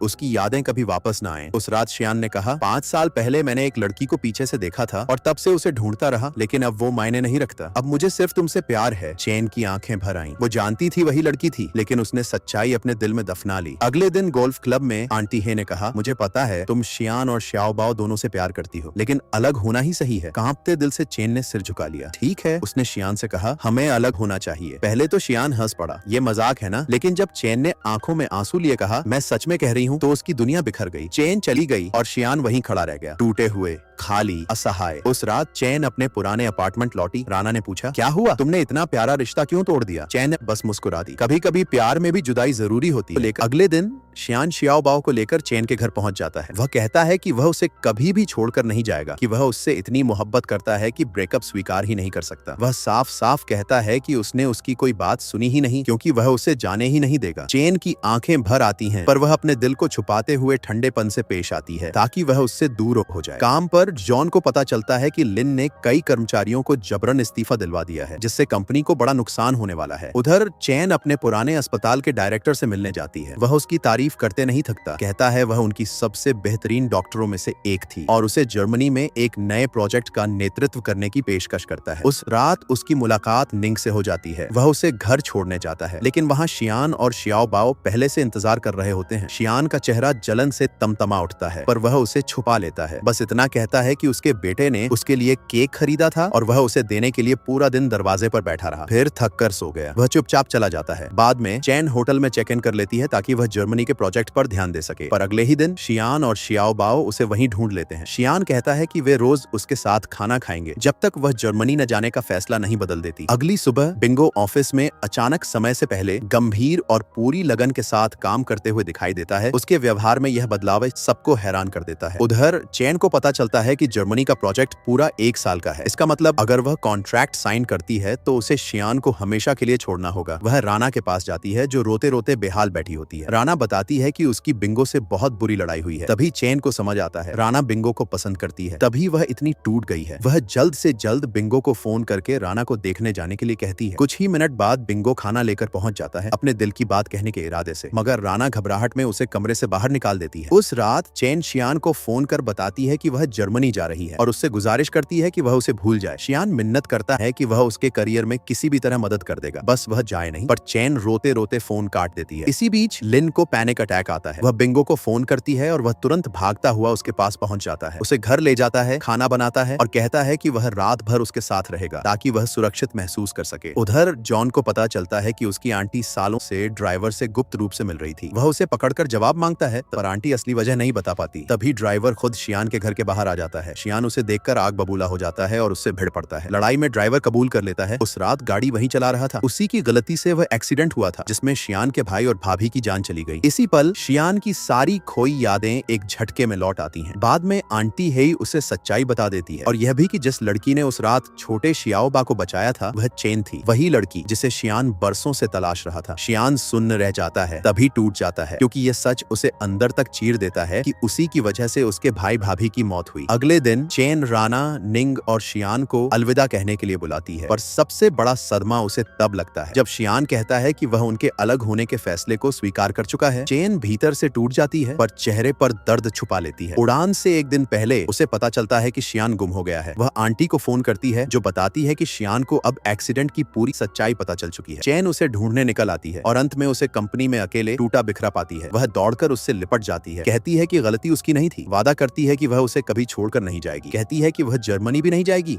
बस उसके पास रहेगी। लेकिन शियान उसे खुद से दूर धकेल देता है, कहता है कि वे दोनों कभी साथ रहने के लिए बने ही नहीं थे। अगले दिन चेन सबको हैरान कर देती है जब वह फिर से उसके घर लौट आती है, सिर्फ उसकी देखभाल करने के लिए, जबकि शियान उसके आने पर भी नाराज दिखता है। पर चैन हार नहीं मानती। चैन को अब पूरा यकीन हो चुका था वह हादसा एक साधारण दुर्घटना नहीं था बल्कि किसी की सोची समझी साजिश। शियान जैसा बेहतरीन ड्राइवर ऐसी गलती कर ही नहीं सकता था। अपने स्तर पर की गई जांच में उसे पता चलता है कि हादसे के तुरंत बाद उस ड्राइवर ने अपने सारे कर्ज चुका दिए थे और पुलिस रिकॉर्ड बताते थे कि कार के ब्रेक से छेड़छाड़ की गई थी। वह बिंगो से मदद मांगती है, उम्मीद में कि अगर सच सामने आ गया तो शायद शियान के दिल का बोझ कुछ हल्का हो सके। उस रात चैन अपने दोस्तों से कबूल करती है कि उसे समझ नहीं आ रहा वह शियान को इस दर्द से कैसे उबारे। वह टूट रहा है और वह उसे बचाने के लिए खुद असहाय महसूस कर रही है। कुछ देर बाद निंग शियान से मिलने आता है। वह साफ कह देता है कि वह चैन को अपने दिल की बात बताने वाला है और उसे जर्मनी ले जाना चाहता है। यह सुनकर शियान का खून खौल उठता है। वह गुस्से में चेतावनी देता है कि ऐसा कभी नहीं होगा। अगले दिन निंग चैन को बाहर ले जाता है, दिल में छिपा प्यार बताने के लिए तैयार। लेकिन इससे पहले कि वह कुछ कह पाता शियान वहां पहुंचकर चैन को अपने साथ ले जाता है। टूटे हुए दिल के साथ निंग बाद में लिन से मिलता है। वह उसे चुपचाप देखती है, गिटार बजाते हुए उसका दर्द महसूस करती है और पहली बार उसकी आंखों में निंग के लिए अपनापन झलकने लगता है। उधर कोच बताता है कि शिया ओबाओ अब फुटबॉल खेलना नहीं चाहता। पूछने पर वह एक फोटो दिखाता है अपने असली पापा की। शियान समझ जाता है उसका बेटा अपने खोए हुए पापा के साथ खेलना चाहता है जो अब नहीं है। शियान उसे कोमल आवाज में करीब खींचता है, मैं खुद तुझे ट्रेन करूंगा और तुझे दुनिया का सबसे अच्छा खिलाड़ी बनाऊंगा। और उसी पल पहली बार छोटा शियाओबा उसे पापा कहकर बुलाता है। शियान की आंखें खुशी से भीग जाती हैं। वह पूरे जोश में बेटे को गले लगाता है और दोनों खेत में सूरज ढलने तक फुटबॉल खेलते रहते हैं। उस रात शियान चैन को अपनी बाहों में समेट लेता है। वह फुसफुसाता है, मेरी जिंदगी में कोई मायने नहीं थे जब तक तुम नहीं आई थी। मेरी सबसे बड़ी ख्वाहिश बस ये है कि तुम और शियाओबा अम्मा खुश रहो। इसी बीच बिंगो भी राना को अपने प्यार का इजहार कर देता है और दोनों आधिकारिक तौर पर एक दूसरे के हो जाते हैं। अगले दिन चैन शियाओबा को स्कूल से लेने जाती है लेकिन अचानक उसे किडनैप कर लिया जाता है। खुशकिस्मती से छोटा शियाओबा गाड़ी का नंबर नोट कर लेता है और तुरंत अपने पापा को फोन करता है। शियान चैन को बचाने के लिए पागलों की तरह निकल पड़ता है लेकिन रास्ते में उसकी गाड़ी का एक्सीडेंट हो जाता है। जब वह होश में आता है चैन उसके पास बैठी होती है। वह बताती है कि उसे उठाने वाले वही लोग थे जो 5 साल पहले ब्रेक तोड़ने की साजिश में शामिल थे, जिन लोगों ने शियान के भाई को इसलिए चुप कर दिया था क्योंकि उसने उनकी गैर कानूनी गतिविधि अपराधियां पकड़ ली थी। पर चैन उसे दिलासा देती है कि पुलिस ने सबको गिरफ्तार कर लिया है और उसकी किसी गलती से उसके परिवार की मौत नहीं हुई थी। यह सुनकर शियान का वर्षों पुराना घाव जैसे धुल जाता है। वह चैन को कसकर थाम लेता है। उधर लिन अपनी माँ को बताती है कि उसका असली सपना है एक डिजाइनर बनना, अपनी खुद की ब्रांड बनाना। पर उसकी माँ उसके सपने को खारिज कर देती है और कहती है कि उसे परिवार का बिजनेस संभालना ही पड़ेगा। बाद में चेन शियान और छोटे शियाओ बाओ के साथ बास्केटबॉल खेलती है। खेलते खेलते गेंद गलती से शियान के सिर पर लग जाती है और वह बेहोश होकर गिर पड़ता है। बेहोशी में वह एक सपने में अपने दिवंगत भाई को देखता है। उसका भाई मुस्कुराकर कहता है, मुझे तुम्हारे साथ खेलना बहुत याद आता है और तुमने शियाओबा को जिस प्यार से पाला है उसके लिए तुम्हारा शुक्रिया। मेरा आशीर्वाद है तुम उस लाड़की के साथ खुश रहो जिसे तुम सच्चा प्यार करते हो। शियान जागता है और उसके दिल में कई सालों बाद पहली बार एक गहरी शांति उतर आती है। उधर लिन निंग के घर में शिफ्ट हो जाती है। निंग ही वह इंसान है जो उसके सपने पर यकीन करता है। रात भर उसके डिजाइन्स पर चर्चा करता है, उसे हिम्मत देता है। डिनर पर निंग उससे कहता है, तुम जब से अपने सपने पर काम कर रही हो तुम्हारा मन पहले से बहुत बेहतर हो गया है। लिन उसकी तरफ ग्रेटफुल नजर से देखती है, फिर धीरे से कहती है कि अब समय आ गया है कि निंग भी चेन को भूलकर अपनी जिंदगी और अपने सपनों को देखे। कुछ ही दिनों बाद लिन उसे चौंका देती है। वह बताती है कि उसने फ्रांस में एक बड़ा कॉन्ट्रैक्ट साइन कर लिया है और वह अगले ही दिन चली जाएगी। दोनों के दिल टूट जाते हैं क्योंकि बिना एहसास किए वे एक दूसरे से प्यार करने लगे थे। इसी बीच शियान चेन से कहता है कि उसे जर्मनी का मौका जरूर अपनाना चाहिए। चेन मना कर देती है, वह उसे छोड़कर नहीं जाना चाहती। पर शियान बताता है कि उसने उसके डायरेक्टर से सब बात कर ली है, वह उसे उसके सपनों से दूर नहीं जाने देगा। दूरी का ख्याल उन्हें जरूर दुख देता है पर फिर भी वह वादा करता है कि वे रोज जुड़े रहेंगे। आखिरकार चेन मान जाती है लेकिन एक शर्त पर, जब वह लौटेगी वे एक शानदार शादी करेंगे। शियान हंसते हुए हामी भर देता है। समय बीतता है। जर्मनी में रहते हुए चेन और शियान हर दिन वीडियो कॉल पर बात करते हैं, हर दिन बिना छूके। एक साल बाद शियान और शियाओबा एयरपोर्ट पर उसे लेने निकलते हैं। तभी चेन का फोन आता है। वह बताती है कि उसे एक और महीने रुकना पड़ेगा। दोनों का मन टूट जाता है। वे भारी कदमों से घर लौट आते हैं लेकिन जैसे ही दरवाजा खुलता है चैन सामने खड़ी मुस्कुरा रही होती है। वह दोनों को सरप्राइज देने के लिए पहले ही वापस आ चुकी होती है। शियाओबा उसके सीने से लिपट कर रोने लगता है और शियान उसे बाहों में भरकर जैसे फिर से पूरा हो जाता है। कुछ ही दिनों बाद शियान अपना वादा निभाता है। वह और चेन एक खूबसूरत सपनों जैसी शादी करते हैं, परिवार और दोस्तों से घिरे हुए। शियाओबा अब साफ साफ बोलने लगा है और अपनी भावुक स्पीच से सबको रुला देता है। जब चेन गुलदस्ता उछालती है उसे निंग पकड़ लेता है और ठीक उसी पल लिन फ्रांस से लौटकर वहां आ जाती है। दोनों की नजरें मिलती हैं और साफ दिख जाता है कि वे बदल चुके हैं और शायद दोनों एक दूसरे को पाने लगे हैं। चेन उन्हें बुलाती है तस्वीर के लिए, अपने और शियान के साथ खड़े होने के लिए। भीड़ तालियां बजाती है जैसे निंग और लिन के नए रिश्ते को आशीर्वाद दे रही हो। सीरीज एक खूबसूरत खुशी पर खत्म होती है जहां दो जोड़े अपनी नई जिंदगी की दहलीज पर खड़े हैं। शियान और चेन आखिरकार एक साथ, निंग और लिन एक दूसरे को पाते हुए।